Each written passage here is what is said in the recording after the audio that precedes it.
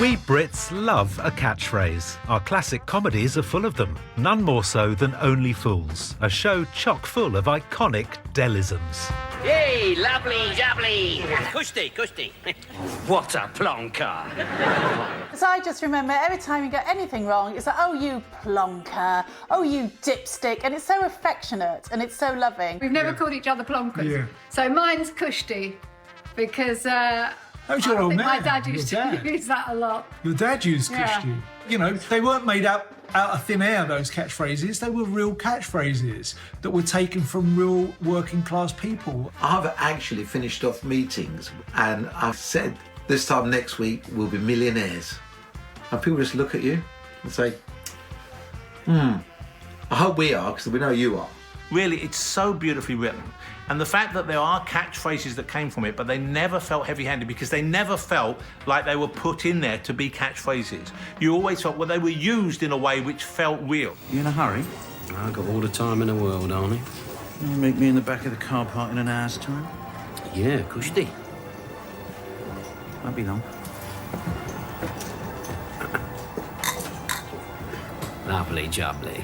The ear that Sullivan had for dialogue was so finely tuned, I think, that he was capable of seeing something or hearing something in real life and knowing how funny and memorable it would be in the context of his comedy creation.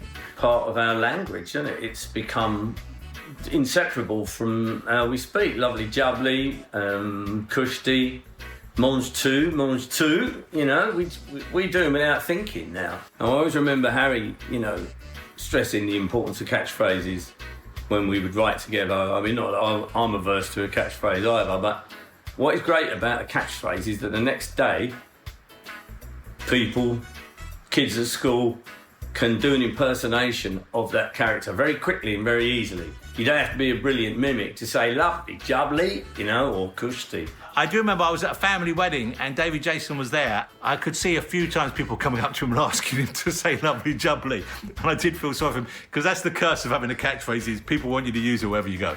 Dow got his catchphrases from everywhere. He might see it on the back of a box, on the label of a shirt that said Fabrique Belgique. And then, of course, there was one of the favourites, Lovely Jubbly. That was Dow's misquoting of a 1950s, 60s ice lolly brand where the catchphrase was Lubbly Jubbly. And, of course, Dow used it as Lovely Jubbly. And, you know, you hear people saying it all the time now, don't you? But it wasn't just Del Boy. Another classic catchphrase came from one of the ensemble cast. I don't have to tell you, the public love Trig. They love Roger too, but they love Trig. How do they... I've heard that before. How do they react when they meet you, like out in the street, supermarkets, garage, whatever? How do they meet? Like he just did. They react that way? All right, Dave. Yeah, that's what I get. When Trigger uttered these immortal words to Rodney in episode 1, a legendary catchphrase was born. Ah, there he is. Oi, Trigger. Here. You know my brother, don't you, eh? Yeah, of course I do. How you going, Dave? Sorry I'm late, Del Boy. I had to pop round my sister's to arrange an alibi for next Thursday. But he's got his own logic somehow, Trigger there. I mean, Well, of course, you see, that he thinks that Rodney's Dave, so... That's right, and nobody can persuade him otherwise. Yeah. And so why would he call the child Rodney? that's right. He can't quite work out. I think he thinks Rodney's a nickname or something. I always remember John Sullivan kind of explaining the character that everyone's kind of on this train track here, but Trigger's kind of just over here, and he's just kind of going along on his own kind of train track and in his own kind of world, and no one quite understands it. He was one of those people that he played stupid in the cleverest way. And that's actually a really hard thing to do. Because, you know, normally you kind of play a little bit of an idiot and you have to have a bit of bumbling about you. But he was so play it up and, you know, deliver it with that kind of energy and manic whatever. But the more you hold it back and make it real to the character, the more... I can't imagine what it must have been like to have filmed a scene with Roger Lloyd Pack when he was bold Trigger. And this outtake perfectly shows how hard it must be to stay professional when Roger Lloyd Pack is preparing to deliver just 2 very simple words. Problems, Dave? We'd be reading the scripts and we would be going there and the Roger would come into a scene and there'd be line after line after line, and then you could hear David going, here we go. Because he'd seen a Roger line coming up.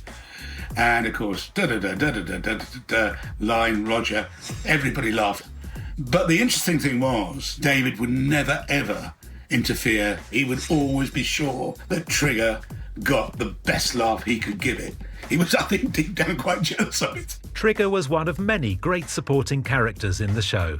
We all knew characters a bit like all of them, not just Del Boy and Wadders, but also all the cast of characters around them. Anyone growing up in London, we all know them characters, you know, the wheeler dealers. You know, I grew up in a pub myself, my parents Republicans, and we all know a bit of a Trigger, you know, we all know a bit of a kind of snobby Boycey, you know, we all know a bit of a Denzel, you know, these kind of characters. But the ever-present supporting character came from the elderly third trotter. I loved Leonard Pierce. I thought he was extraordinary. There was something inherently sort of sympathetic about his performance, and he's quite gullible, and Del could have a laugh with him, like he does in the scene with the Ashes, you know. There and do nothing. Do absolutely nothing and still get a laugh. Amazing. There'll be a scene between David and Nick, and there'll be 2 pages of battling, talk.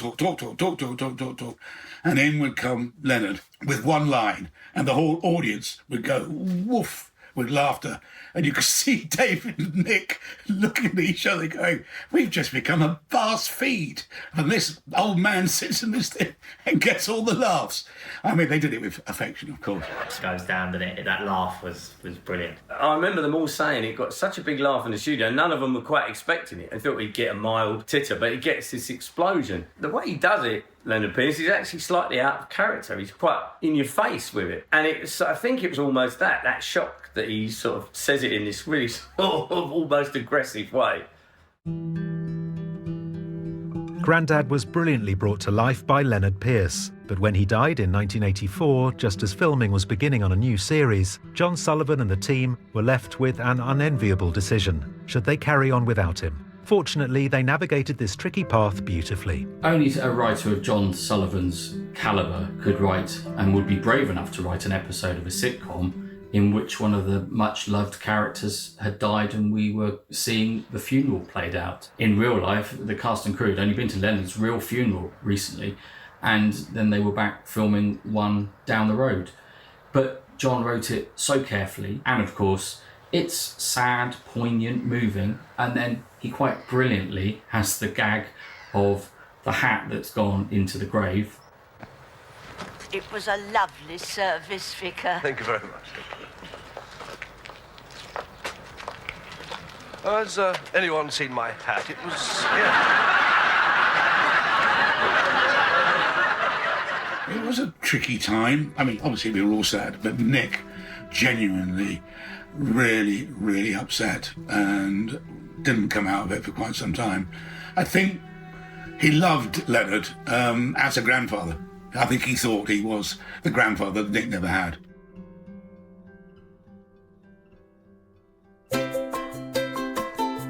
But the void left by Grandad was ably filled by the not very able seaman Uncle Albert, played by a bank manager who only gave professional acting a shot aged 57.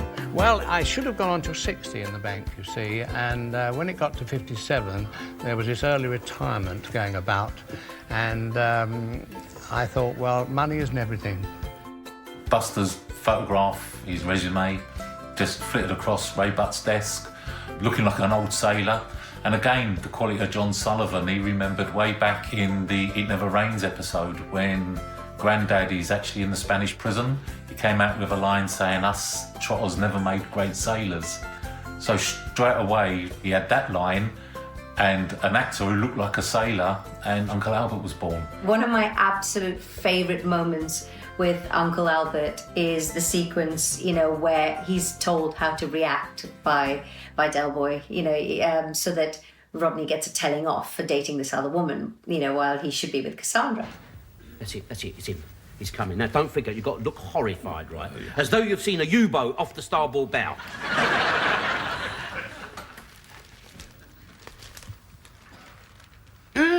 Not yet.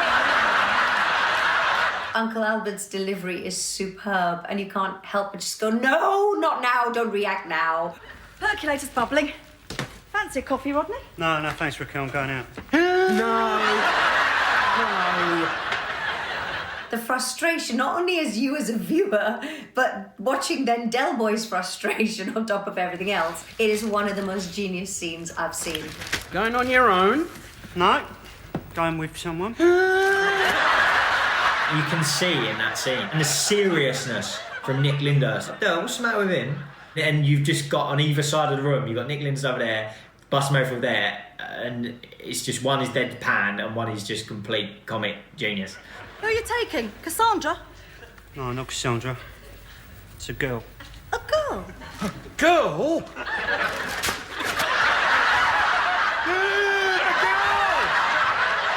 You can see in that scene David Jason and Tess Jones trying not to laugh, and who can blame them? You know, I would have hated to have been in that scene because there was no way I would have got through that. One of the greatest things that's come out of all this is that when I walk along the street, I suppose 7 out of 10 people recognise me, but people break into a smile, and that's wonderful. It's like magic. Walk along and there's Uncle Albert. Up next, who wants to be a millionaire? The whole country was with them. The Trotters do, of course. I love the fact that his dream came true.